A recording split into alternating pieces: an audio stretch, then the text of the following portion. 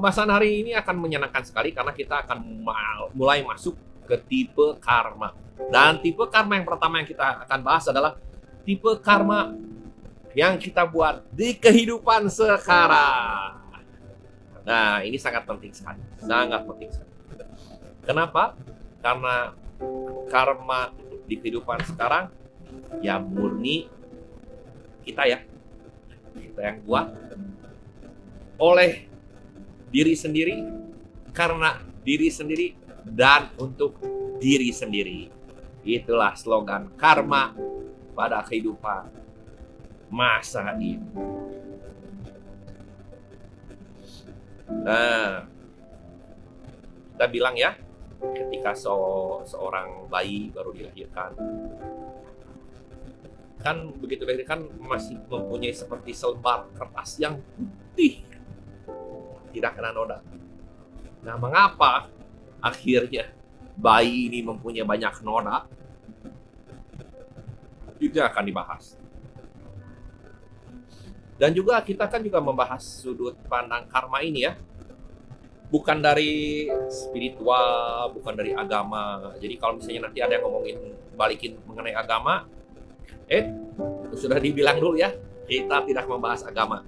Agama boleh mengatakan A, I, U, E, O, saya tidak membahas ini. Padahal sebenarnya kalau bisa dilihat apa yang dibahas di agama mengenai karma yang saya bicarakan itu akan nyambung. Karena kita juga bukan menduakan yang di atas atau segala. Nah, tapi intinya karena kita mengedepankan logika dan ilmu pengetahuan membahas apa itu karma. Dan karena kita mengambil sudut pandang dari sana,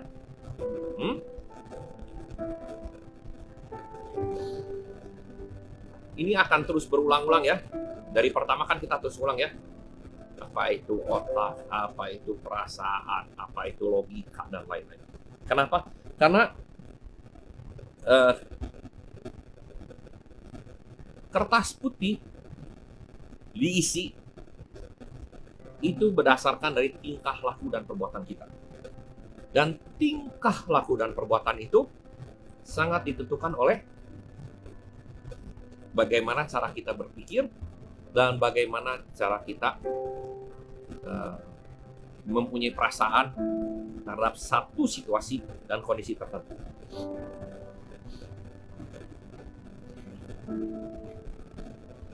Karena itu juga kertas kehidupan, walaupun misalnya orangnya kembar, itu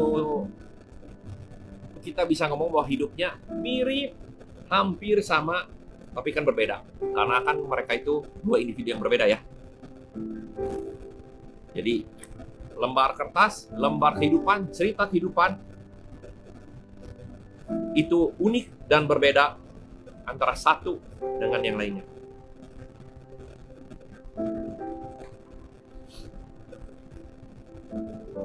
Mengapa?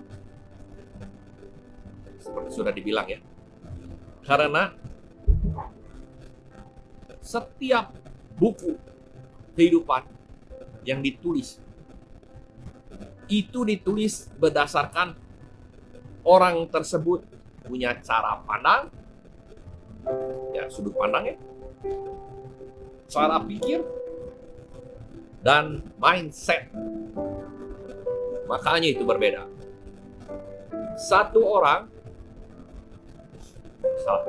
Beberapa orang bisa langsung mengalami situasi yang sama pada saat yang sama, tapi masing-masing orang akan menceritakan hal yang berbeda karena masing-masing orang melihat dari sudut pandangnya masing-masing, dari cara pikirnya masing-masing, dari perasaan yang dirasakan oleh masing-masing, dan terutama mindset orang tersebut. Ketika mindset seorang itu positif, maka yang dilihat adalah segi positifnya. Tapi ketika orang tersebut mempunyai mindset yang negatif, walaupun banyak orang mempunyai pengalaman yang positif, tapi Tapi orang tersebut akan melihatnya dari sudut pandang yang negatif. Nah, jadi tadi kita udah ketahui ya mengenai sudut pandang, cara pikir, mindset. Itu semua disebut sebagai karakter dari orang tersebut. Jadi karakter itu mencangkup dari bagaimana orang tersebut melihat sudut pandang, cara pikir, mindset, sehingga apapun yang dia lakukan, perbuat, membentuk suatu pola tertentu dan kita bisa karakterkan, oh orang ini seperti begini. Nah, ini yang agak mulai seru nih. Kenapa mau ngomongin karma tapi kok ngomongnya dari ujung panjang sekali? Karena udah dibilang ya, karma itu bukanlah hadiah atau hukuman. Karma itu merupakan hasil dari perbuatan dan apa yang kita lakukan. Nah, makanya kita sekarang ngomong dulu nih dari ras putih dan semuanya itu dipengaruhi oleh karakter. Nah, karakter itu sendiri dari mana? Jadi ini kita ngomong seorang bayi ya. Seorang bayi itu dari kecil begitu lahir itu dikasih data. Dikasih data itu apa? Dikasih omongan, dikasih cara dididik, dikasih tahu apa yang harus dilakukan, nggak boleh dilakukan. Itu melalui repetisi. Nggak boleh ngambil gunting, nggak boleh ngambil gunting nanti tajam. Repetisi. Anak kecil akan lihat, oh nggak boleh pegang yang tajam-tajam karena takut berdarah. Itu diberi data. Terus diulang-ulang, kemudian juga dikasih pelajaran, dan kemudian bayi tersebut akan melakukan observasi. Seperti tadi udah dikasih tahu misalnya kenapa kita nggak boleh ngambil gunting kecil karena nanti berdarah. Dikasih tahu edukasi dan melakukan observasi. Observasi apa? Ketika anak kecil itu nggak sengaja tetap megang dan berdarah, nangis. Dan orang tuanya kan bilang, tuh kan, udah dibilang kenapa nggak boleh. Jadi, data-data yang ada tadi melalui repetisi, pelajaran, dan observasi, kemudian dimaknai oleh pribadi tersebut dan berubah menjadi namanya informasi.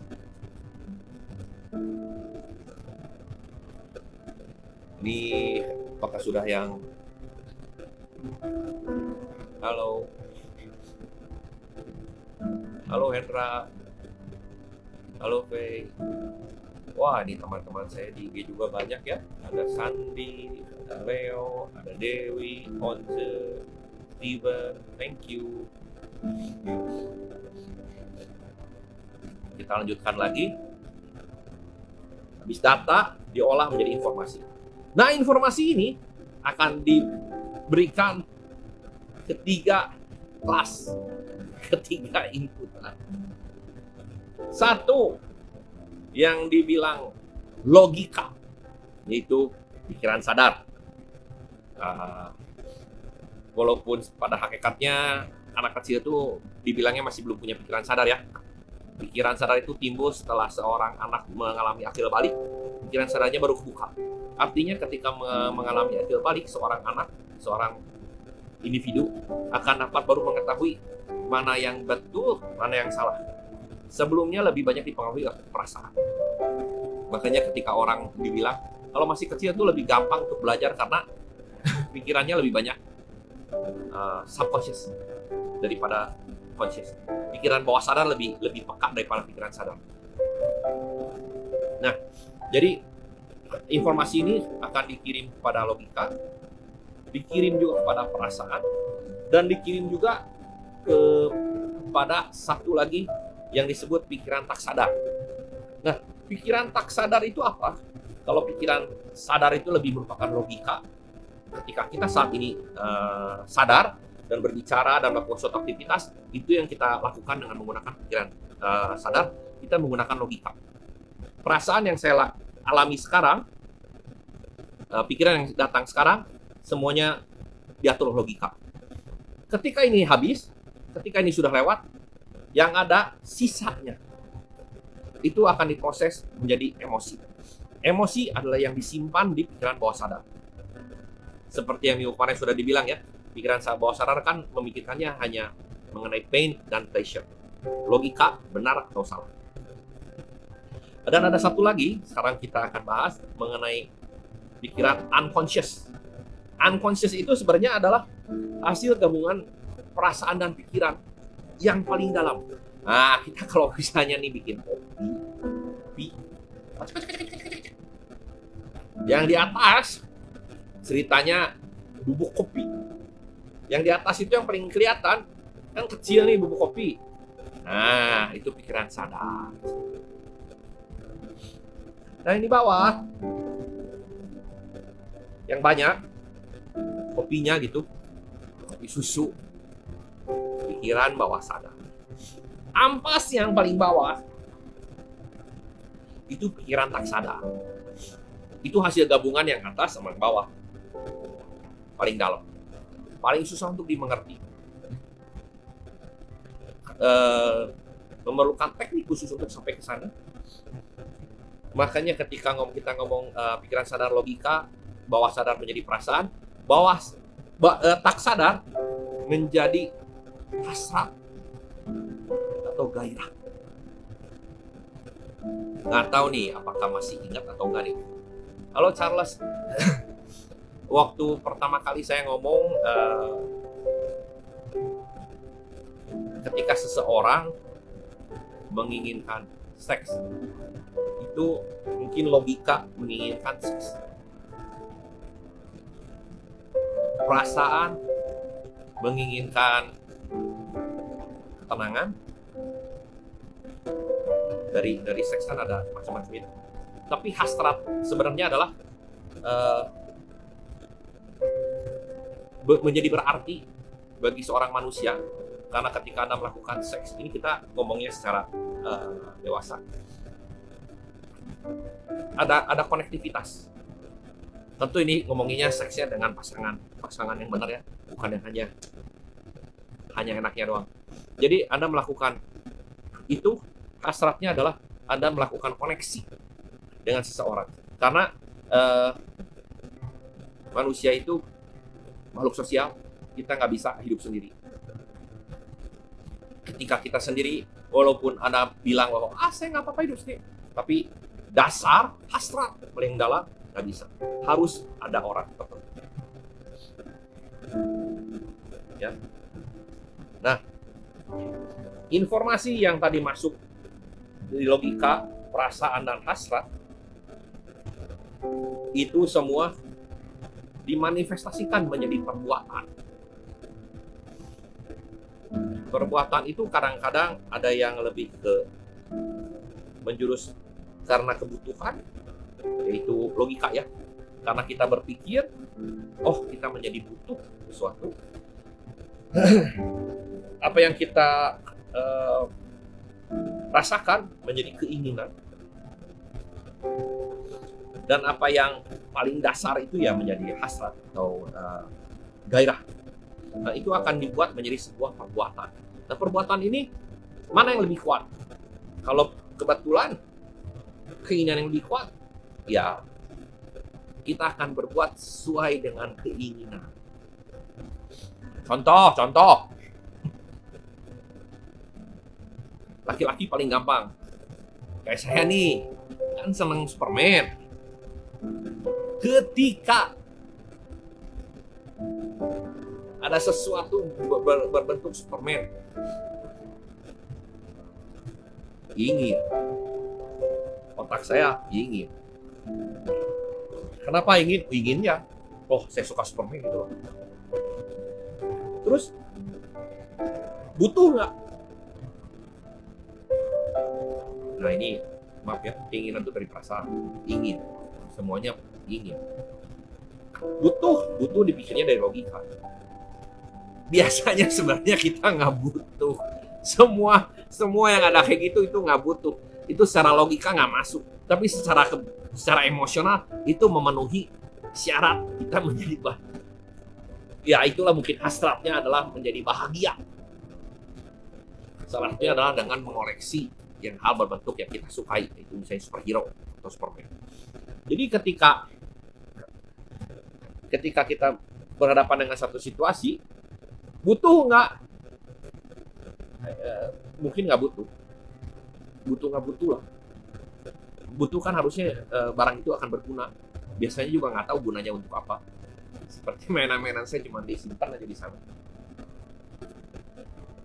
Apakah saya ingin? Sangat ingin.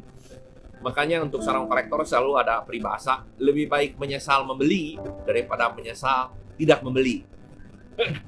Betul ya? Karena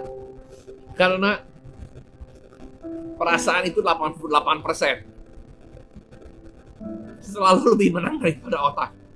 Walaupun tidak butuh, tapi ini akan menggebu-gebu sehingga anak tidak akan tidur memikirkan, aduh itu harusnya gua beli. Aduh itu harusnya gua beli. Kalau nggak beli dan udah kejual, udah kebeli sama orang lain, menyesal. Menyesal tidak ada dari sini. Semua penyesalan dari sini. Semua bermain dengan rasa. Dan hasrat yang paling dalam. Hasratnya apa? Tergantung ya, masing-masing kita udah nggak bisa ngomong lagi. Hasrat beda. Ini Ben ngasih jempol. Sama ya Ben. Dragon Ball. Ketahuan. Hasratnya apa? Beda-beda. Apakah karena orang yang biasanya suka menyenangi superhero itu ini takut dimusuhin sama teman-teman gua. Gua juga penggemar superhero ya. Jadi kadang-kadang orang yang penggemar superhero adalah waktu kecilnya dia butuh role model. Salah satunya gitu. Mungkin papanya terlalu galak sehingga role modelnya, gua nggak mau kayak papa, saya pengen papanya kayak Superman yang baik hati, selalu menolong. Jangan dimusuhin. Tapi ini adalah kenyataan. Betul bro. Hendra, lu juga sama kayak gua. Udah nggak usah nanya itu sih. Nah itu ya, semua informasi dipecah-pecah membentuk menjadi perbuatan. Perbuatan ini ketika dilakukan berulang-ulang itu menjadi sebuah kebiasaan. Yang mana kebiasaan ini lah dasar dari pembentuk karakter. Banyak sekali. Makanya kenapa seseorang mempunyai karakter seperti demikian? Dari inputannya dulu nih. Dari lingkungan paling dalam. Orang tua, teman sekolah, pergaulan. Makanya orang suka diomongin. Anda adalah perwujudan dari teman lingkungan Anda. Seperti kayak gitu misalnya ya. Kenapa? Karena ketika teman-teman Anda semua senang Superman, kebanyakan Anda akan pasti akan suka Superman juga. Kenapa? Karena merasa nyaman di sana, merasa sebagai bagian dari kelompok. Dan itu akan menjadi karakter. Karakternya bukan karakter jadi pengen jadi Superman. Tapi karakternya adalah kita mungkin melihat sosok-sosok pahlawan tersebut, kita menginginkan apa? Mungkin kita menginginkan agar Superman kan bisa disebut orangnya ramah. Kita pengen ramah, kita nggak mau ngelihat orang berdasarkan sara. Dan kan Superman nggak sara. Jadi biasanya mungkin yang penggemar superhero lebih nggak penting kamu agama apa, kamu suku ras apa, karena buat mereka yang penting ya kita punya hobi yang sama. Seperti gitu.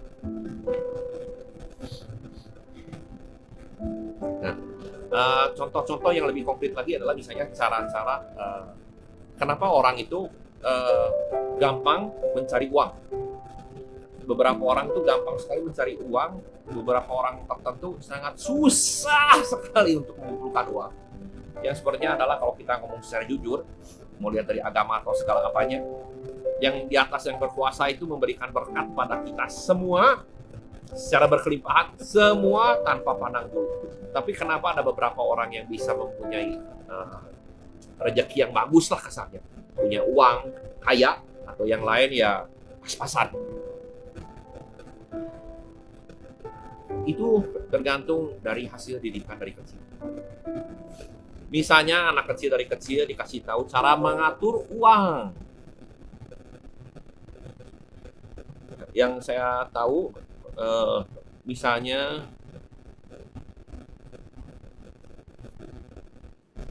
karena saya dari keluarga Chinese, saya mungkin bisa ngomongnya dari keluarga Chinese. Keluarga Chinese itu anak kecilnya, saya nggak tahu untuk yang sekarang, saya membandingkannya dengan saya dulu waktu masih muda, masih kecil. Kita suka dikasih uang bulanan, dan dari uang bulanan ini, lu habis nggak habis, itu tanggung jawab kamu. Sehari habis, berarti bisanya sebulan 30 hari. Sehari habis, berarti 29 hari jangan minta jajan ke papa mama. Karena itu salahnya kamu. Kenapa habis sehari? Kalau kamu bisa sampai habis sampai akhir bulan masih ada uang, boleh tabung, itu kehebatan kamu. Jadi dikasih alasan-alasan, dikasih makna bahwa ketika Anda melakukan hal seperti itu, kadang-kadang anak melakukan perbuatan bodoh, itu harus. Karena ketika Anda melakukan perbuatan bodoh, Anda dapat memberikan informasi yang lebih baik. Karena perasaannya ikut main. Oh iya nih, habis uangnya. Gue mau makan nggak bisa. Ngelihat orang lagi minum, dulu zaman dulu 150 perak beli Pepsi. Gue suka ngeliatin. Apa ini? Salah sendiri. Kenapa uangnya habis? Dan dari dulu uang saya habisnya bukan untuk jajan. Dari dulu uang saya habisnya untuk beli buku. Kemudian ketika saya SMP beli kaset. Makanya buku saya dan kaset saya banyak. Kasetnya banyak. Anak tertentu yang selalu dituruti kemauannya nih. Waktu sudah besar, dia juga akan susah memanage uang sendiri. Karena biasanya apa yang dia pengen dituruti, jadi ya untuk dia uang nggak ada masalah. Walaupun uang itu ada masalah, dia nggak akan bisa pikir. Ada apa ya dia akan melakukan, membeli yang dia pengen. Karena dari kecilnya udah dididik seperti itu. Rita juga kan sekarang suka bilang ya, kalau generasi sekarang ceritanya, kalau kita lihat nih, dikit-dikit nih, dimarahin sama ibu guru. Dulu waktu gua sekolah, waktu di sama sekolah dulu, guru begitu ngomong, William, berdiri. Gua itu gemeter, gemeter. Tapi kalau kayaknya anak sekarang jadi sentil, berani mukul, berani apa? Udah berbeda. Itu dari didikan, pola didikan. Seperti itu. Berikut juga banyak sekali anak-anak sekarang yang karena kita waktu masih muda kita merasa susah. Jadi kita sekarang mikirnya kasihan anak kita pengen jajan, jadi dikit-dikit kasih duit jajan, kasih duit jajan. Dan anak kita kebiasaan tuh kebayang kalau dari kecil udah begini. Mereka nggak ada punya perasaan malu.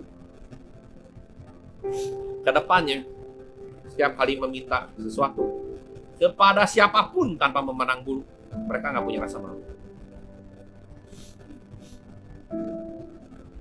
Nah, itu programnya dari data. Dan ketika Anda sudah salah dari kehidupan itu, ketika Anda kemudian mengajar kembali ke anak kalian, itu lebih cepat orang dari lurus jadi belok, dan ngajar jadi belok, makin lama makin belok. Itulah yang disebut karma ya. Karena perbuatan-perbuatan yang salah terus-menerus.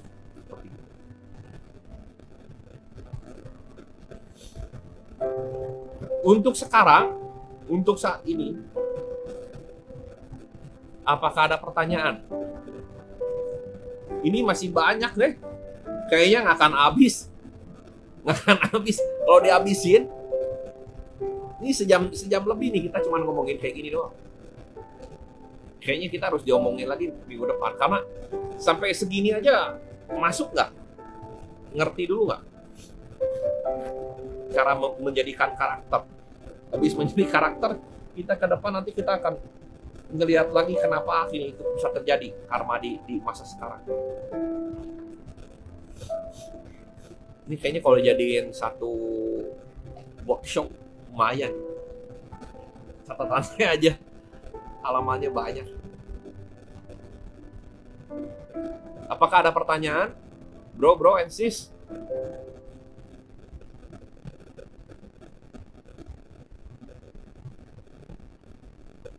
Saya nggak bisa ngelihat siapa yang masih ikut live. Semoga kalian semua paham dan senang dengan sharing saya hari ini. Apa ada pertanyaan?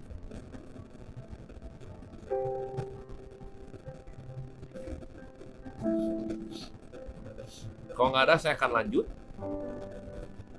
Ape!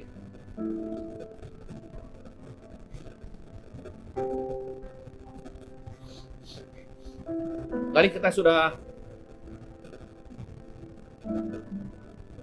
Makasih Fari. Ya, bagi teman-teman yang ingin healing atau konsultasi, silakan hubungi nomor yang sudah disebutin dengan atas di Fari ya. 0856 2196 274. Segera buat aja janji. Pas waktunya tiba, silakan video call, ngobrol. Bro Jimmy. Oh, ini baru permulaan, Bro. baru permulaan. Jadi kita tadi ngomongin kenapa orang akhirnya bisa mempunyai karakter ya. Nah, tadi udah ngomongin tentang karakter, jadinya karakter. Kenapa orang bisa berperilaku dengan cara tertentu? Kenapa harus ngomongin karakter? Kenapa harus ngomongin tingkah laku? Karena karma itu terjadi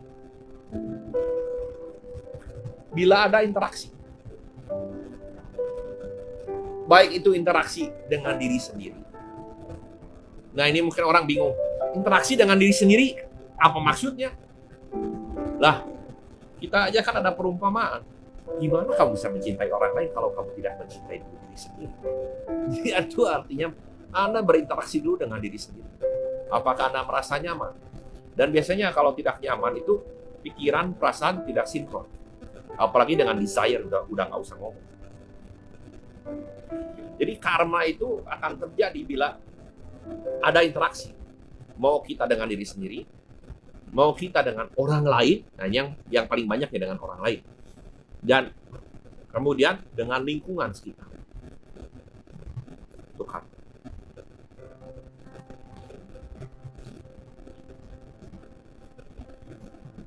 Jadi ketika kita bertindak, karakter seseorang itu dengan pikiran, perasaan, dan hasrat itu memberi input bagaimana kita selalu untuk bertindak, untuk reaktif terhadap suatu atau reaksi terhadap suatu aksi yang terjadi. Makanya dalam satu situasi,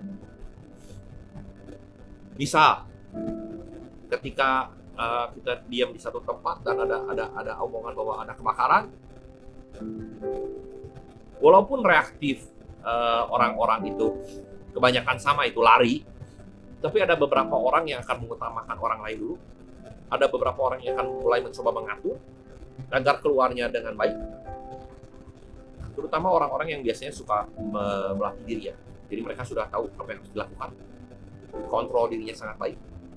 Karena mereka tahu dengan lari-lari kayak ayam kemana-mana, itu sebenarnya tidak akan membantu. biasanya memang di masa-masa krisis karakter seseorang akan muncul.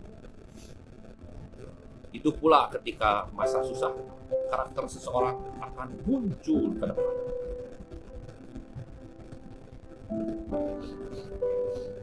Nah, saya recap. Pikiran berdasarkan benar atau salah, menguntungkan atau tidak, itu semua logika. Perasaan, seperti sudah kita bicarakan dulu kemarin, menyenangkan atau menyakitkan, pain or pleasure. Ingat ya, apa yang disebut sebagai menyakitkan itu untuk logika berbeda. Menyenangkan adalah sesuatu yang sudah diulang-ulang, walaupun secara logika itu tidak baik, seperti misalnya di abuse. Secara logika tidak baik, secara bawah sadar menyenangkan. Makanya kalau ada yang nonton, apa itu kesenangannya si Hendra? Apa ya? Apa? Ada tiga seri itu apa?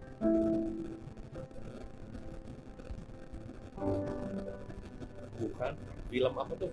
Film barat yang ada 3 episode, 3 video, 3 film. Bukan yang ada free apa ya? Yang cowoknya seneng sarkasme apa? Ya, jadi ceweknya itu diketemuin sama satu cowoknya yang senang dengan seks tapi agak kasar gitu. Jadi begitu ke ruangannya itu ternyata ada pecut dan lain-lain sebagainya. Bukan American Pie, yang baru-baru sekarang. Ya, 60 Shades ya. 50 Shades of Grey. Nah, terima kasih Anissa. 50 Shades of Grey. Aduh, beda kalau yang nonton mah ya. Saya belum nonton soalnya. Saya cuma ngedengar dari Hendra. Ini Hendra kalau lagi ngedengar panas kupingnya nih. Nah itu, apakah itu perbuatan yang benar atau salah? Nggak bisa ngomong. Tapi dari kecil sudah dilatih untuk melakukan hal seperti itu. Halnya misalnya fisik ya, ada di kasar gitu, sering dikasari. Sehingga ketika dia melakukan kegiatan kasar atau dikasari, otaknya dia akan berpikir bahwa itu adalah sesuatu yang menyenangkan. Dimana ketika menyenangkan, hasrat menjadi bahagia. Ini ngomong nggak? Kalau sudah akut artinya ini udah nggak peduli lagi. Begitu. Jadi desire itu yang tadi dibilang itu kan berdasarkan keinginan paling mendasar yang sangat-sangat dalam, yang biasanya susah ya, kita mau tahu susah. Jadi bila mana Anda, ini kan salah satu healing ya. Jadi healing juga kadang-kadang kita itu meluruskan kembali, mensinkronkan kembali apa yang otak sama perasaan. Kalau misalnya mereka itu nggak sinkron, disinkronkan kembali. Nah, untuk mensinkronkan dengan hasrat, itu kalian butuh dengan healer yang ya itulah, jam terbangnya sudah tinggi, pengalamannya sudah banyak. Karena masuk sampai ke hasrat itu lebih memerlukan teknik dan pengetahuan yang lebih dalam lagi. Apakah saya bisa? Saya nggak berani ngomong bahwa saya ada banyak juga yang bisa. Memang saya salah satu di antaranya. Ini Hendra tahu-tahu, waduh, pecut-pecutan. Eh,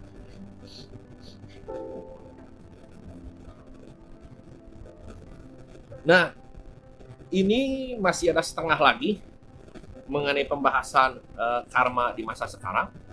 Saya pikir kalau ini dibahas, sekarang aja udah 40 menit. Berarti 40 menit berikutnya akan berbicara mengenai kayak gini, walaupun lebih dalam. Saya pikir kayaknya 40 menit ini lebih baik kita pecah aja ya menjadi 2 ya. Karena kan kita pengen juga paling lama sejam lah. Ya kaliannya juga nggak terlalu mengganggu, menyita waktu kalian gitu. Terutama misalnya Hendra yang mau pecut-pecutan. Gitu. Jadi tadi kita sudah belajar ya, karma di masa sekarang itu dipengaruhi dari data yang biasa kita terima dari kita kecil, karena itu membentuk menjadi karakter kita. Nah, dari cara karakter itu kita mempunyai cara pandang, cara pikir, mindset, dan lain sebagainya. Karena itu juga yang mendasari bagaimana seseorang bersikap atau bertingkah laku. Dan mengapa hal itu penting? Karena karma itu timbul karena adanya interaksi. Ketika kalian diam, tidak ada karma. Tidak ada apa-apa yang terjadi. Percaya sama saya. Saya berani taruhan. Ketika Anda malas, jangan ngerjain apa-apa. Diam aja di rumah. Nah, pertanyaannya adalah, ketika kalian diam aja di rumah, apakah di rumah ada orang lain? Kalau ketika di rumah ada orang lain, berarti ada interaksi. Karena orang yang ditinggalan bersama Anda akan benci melihat Anda gitu, malas. Tapi ketika Anda memang hidupnya udah nggak ada siapa-siapa lagi, sendiri, mungkin di hutan pula, nggak usah ngapa-ngapain, nggak akan ada yang terjadi apa-apa. Mati juga nggak ada yang tahu. Karena itu tidak akan terjadi karma, tidak akan terjadi apa-apa. Karena tidak ada, kasarnya tidak ada asap tanpa api, apinya juga nggak ada gitu.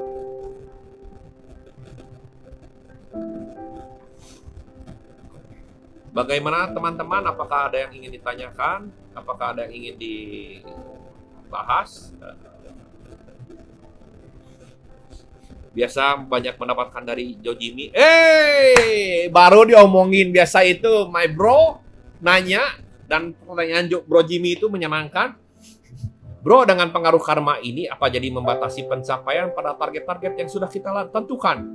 Yes. Banget. Yang setengah lagi nanti akan saya bahas minggu depan. Ini banyak mengenai ini. Membatasinya kenapa? Sebenarnya bukan membatasi. Jadi ketika kita melakukan sesuatu perbuatan, apa yang akan membantu ini menjadi lebih cepat? Apa yang akan sebenarnya membuat kita jadi susah mencapai target yang kita tentukan? Betul. Karmic limitation. That is a good word. Itu benar-benar soal yang bagus. Nah, hanya seperti tadi saya bilang, kalau di depan saya bilang, jadi saya membahas karma ini kita dari sudut pandangnya ilmu pengetahuan dan logika. Jadi orang-orang akan membahas karmic limitation itu dari sudut pandang spiritual. Lebih banyaknya orang membahas karma itu dari sudut pandang spiritual ya.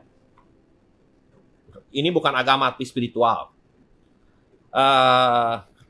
Ada juga yang dihubung-hubungkan dengan agama karena karma ini sangat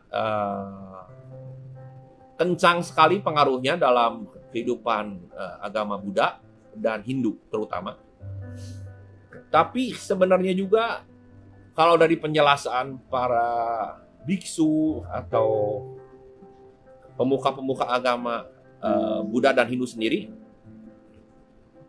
karma yang sering mereka bicarakan sama apa yang dipikirkan oleh manusia, oleh masyarakat sangat berbeda ya. Jadi sebenarnya apa yang saya ngomongin ini sebenarnya nggak melenceng jauh. Hanya yang saya lebih ada logikanya mengapa bisa begitu, karena kebetulan pengetahuan yang saya pelajari adalah menganalisa bagaimana otak bekerja. Begitu aja. Jadi yang beredar di masyarakat kan kalau karma, ya itulah, berbuat baik maka Anda akan mendapatkan hadiah. Kan bukan seperti gitu. Dan semua pun akan berbicaranya sama. Tidak seperti itu. Bisa, Ari, how are you? Brother Hendra. Jadi Bro Jimmy, minggu depan 6:30 ya bro. Jangan telat ya bro. Kita akan membahas ini. Bro mungkin nanti ditulis ya pertanyaannya Bro Jimmy. Jadi kita pertama-tama habis ngomong ini, nanti kita ngomongin lagi bahwa yang sudah ditanyakan minggu kemarin. Karena dengan pembahasan nanti minggu depan, pasti pertanyaan ini akan terjawab dengan sendirinya. Thank you Bro Jimmy. Dan Bro Jimmy juga pagi tadi ini ya, gue pengen ketawa. Jadi ini agak sedikit melenceng. Tapi mungkin di sini banyak yang udah tahu bahwa saya itu seorang Chinese metafisik. Saya nggak berani ngomong saya master ya. Banyak orang dikit-dikit ngomongnya master. Saya nggak mau. Karena untuk menjadi,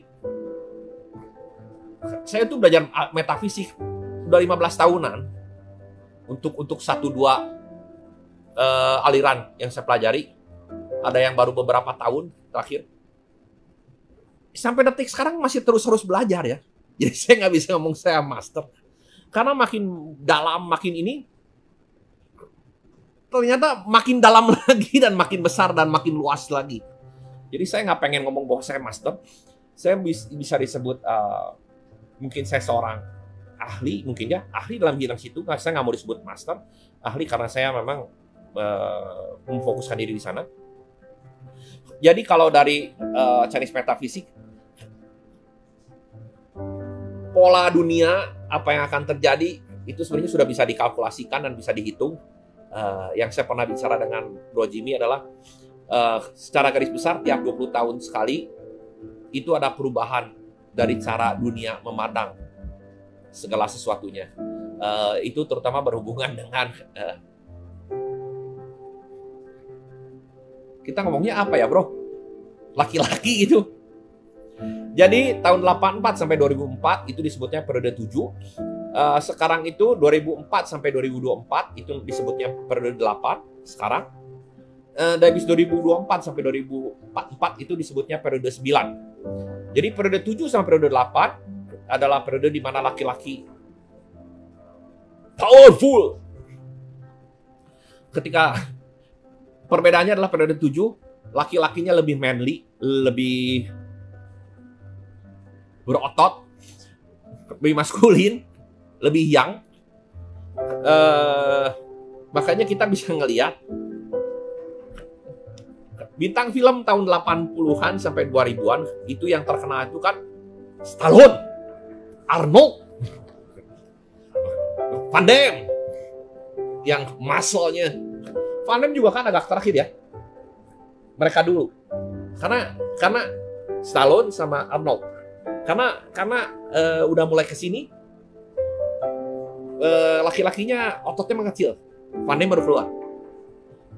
Terus kalau misalnya jadi ketahuan zaman nih. Kita bisa tahu kan ya, film-film Stallone sama Arnold, gua sih dulu nggak ada yang nggak seneng ya. Kayaknya menyenangkan semua dan keren-keren semua. Kenapa tahu-tahu mereka bisa nggak ada? Karena tahu-tahu mulai masuk dari 2004 ke sana, yang terkenal adalah orang-orang yang masih laki-laki, maco, tapi ototnya udah mulai mengecil. Seperti Bruce Willis, Tom Cruise. Seperti gitu. 2024 nanti masuk periode 9 adalah di mana periode wanita akan menjadi lebih powerful daripada laki-laki. Dan ketika kita bilang memasuki periode ini sedikit ini ya, tapi mungkin kalian akan senang mendengarnya. Ketika kita bicara periode itu berubah, periode itu ada lagi pembagiannya, itu ada pembagian langit, bumi, dan manusia. faktor langit dari 2017 sudah masuk ke periode 9. Makanya kalian bisa bilang nih, dari 2017 orang-orang mulai ngomong nih, nyari uang tuh susah. Kenapa? Karena langit sama bumi sudah tidak sinkron. Harusnya dua-duanya menginjak periode 9, tapi ini satu udah masih di 8, satu masih udah di 9. Periode tahun 2017 juga di Amerika dibentuknya kelompok emansipasi wanita pertama kalau nggak salah di dunia. Bisa dicek. 2017. Ketika faktor langit memasuki periode 9, persamaan hak muncul. Karena itu juga dari 2017, orang-orang sebelumnya yang tidak berapa takut dengan yang namanya online, karena berpikirnya, nggak ada masalah, apa pusingnya. Semua masih beli buku. Begitu masuk menginjak 2017 ke sana, buku rubah semua jadi e-book. Banyak media yang menggunakan tradisional terjun bebas. Boleh dicek. Online mulai naik. Orang-orang yang melakukan bisnis dengan gaya konvensional mulai kelabakan karena dulu pikirnya nggak akan gimana masa kita akan kalah. Udah mulai goyah. Dan terutama laki-laki yang mulai ngetok lebih feminin. Gua nggak berani ngomong karena kita ngelihat K-pop sebelum 2017 juga masih gagah gitu, masih wow gitu. Tapi sekarang saya nggak berani ngomong. Tapi untuk orang-orang seangkatan saya, kita bisa ngomong lebih agak feminin. Rambut dicat dikit ini juga. Seperti gitu.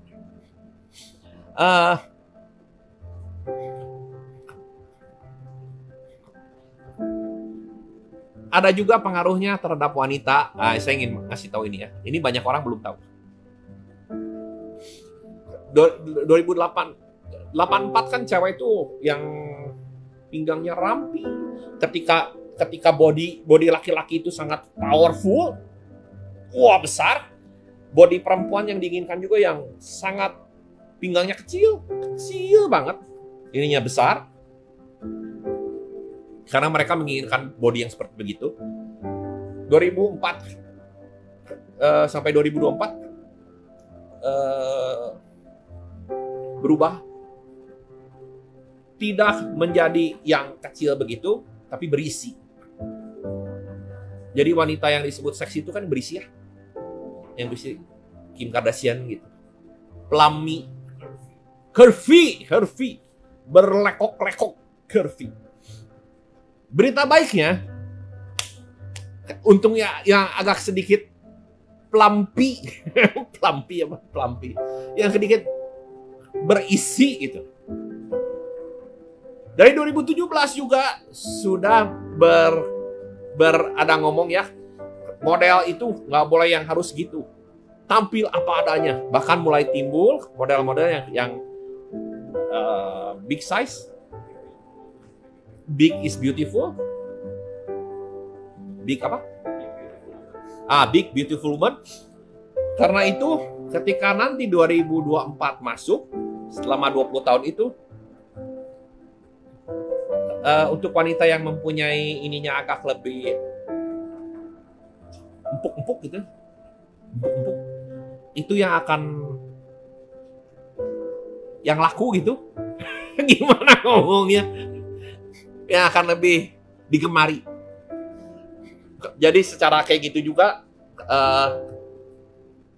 Bro Jimmy kan belum denger ya kayak gini ya bro. Coba lu liatin lagi bro. Gue suka dengan analisa lu bro. Mantap banget. Lu analisa lagi. Lu pasti kelihatan gue gak akan salah bro. Nah. Oh iya. Dari superhero juga kan kita lihat ya dari tahun 84. Itu waktu Superman keluar. Superhero tuh yang besar-besar badannya. Makanya begitu masuk ke dari 2004 sampai 2024 ini kan masanya Marvel, Masanya Marvel menang melawan DC. Kenapa? Karena superhero Marvel badannya nggak terlalu besar. Besar kalinya cuman siapa sih? Thor, tapi juga Thor nggak berapa besar. Hulk, karena Hulk memang harus besar. Captain America. Tapi kan yang kalau kita ngelihat yang dari DC ya, kayak misalnya Superman, Batman sekarang kan kayaknya waduh gitu, kayaknya aduh besarnya nggak kira-kira gitu. Makanya flop. Entah karena secara Chinese metafisik ya begitulah. Makanya sekarang keluar nih Robert Pattinson. Udah begitu pertama kali dia diomongin jadi Batman, semua orang ngomong nggak cocok, terlalu kemayu gini-gini. Dan saya satu-satunya ngomong, itu bakal suksesnya luar biasa. Semua orang akan mengidolakan dia akan jadi idola baru. Kenapa? Karena begitu dia keluar, kita udah masuk periode 9, di mana lebih feminin look ya. Dia akan... Halo Ridwan, halo Jimmy. Ngeri bro, makin dianalisa makin serem sama jalannya dunia ini, manusia. Jadi semua itu sebenarnya ada roda berputar. Jadi 2024 sampai 2044 itu akan berbeda lagi bro. Dunianya akan beda lagi. 2024 sampai 2044 ini teknologi akan maju luar biasa canggih. Nanti habis 2044 yang ada mesin kayaknya agak berkurang ya. Nggak tahu kenapa mesin agak berkurang. Yang timbul nanti adalah interaksi manusia dengan manusia ini dikencangkan lagi kayaknya. Jadi akan berbeda. Itu halo Ricky. Halo Kenny Dila. Ya, seperti begitu. Jadi, Chinese metafisik itu memang menyenangkan sekali. Saya akan sudahi sampai ini. Terima kasih dari Bro Jimmy, Hendra, dan teman-teman yang lain. Kalau ada mau pertanyaan, silakan tulis komen di sini. Seperti yang tadi Bro Jimmy, akan dibahas lagi di minggu depan karena sesuai sekali pertanyaannya dengan yang akan kita bahas. Jadi minggu depan kita akan tipe 1B ya disebutnya. Karma zaman sekarang tapi karma hidup sekarang tapi lebih dalam lagi. Tadi kita baru ngomongin tentang karakter. Mengapa bisa jadi karakter itu karena hubungannya dengan interaksi. Kita lanjut minggu depan. Terima kasih semua atas waktunya. I'll be seeing you again next week. Jam yang sama, waktu yang sama, tiap Kamis malam. Setengah 7. Dan kalau yang Senin kita biasa pakai bahasa Inggris walaupun agak belepotan, tapi tetap semangat. Bye bye. Gimana?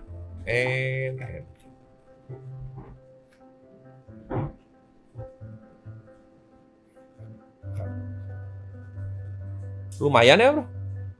Lumayan nggak? Hah? 10 orang. 10 orang? 10. Anjing 10. Di sini cuma 2, 3. Tapi di IG juga lumayan ya. Hah? Nggak tahu ya. Nah, gini.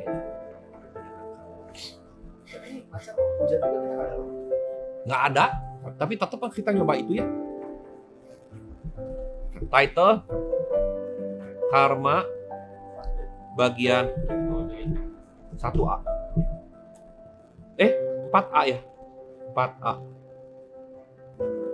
Anjing jadi 4A. Ini jadi 4B. Ini tuh masih panjang. 4. Karma kehidupan saat ini ya, sekarang. Gua gini dulu aja lah. Usah di posting dulu aja. Tapi tadi ngerti. Kamu ngerti nggak? Ngerti, menarik banget. Nanti aku bakalan minta. Tuh, Aduh, isi. ini aku gak suka. Aduh, Kenapa kamu nggak suka? nggak ada manis-manis. Kasih. Jahe polos. Kata gua juga benar nggak? Benar, rezeki. Udah, minum aja. Jahe polos itu. Aduh, Dikit ya. Biar nggak panas, nggak masuk angin. Ya. Dia masuk angin. Ini aja pertama banget tuh ke sarang enak jadi. Tadi mariku pisang datang aja. Kena angin dikit langsung. Pindah. Kalau sekarang gua udah nggak tegang. Tadi gua tegang. Hah? Ini masih live. Udah nggak? karena yang di Facebook tuh rada lama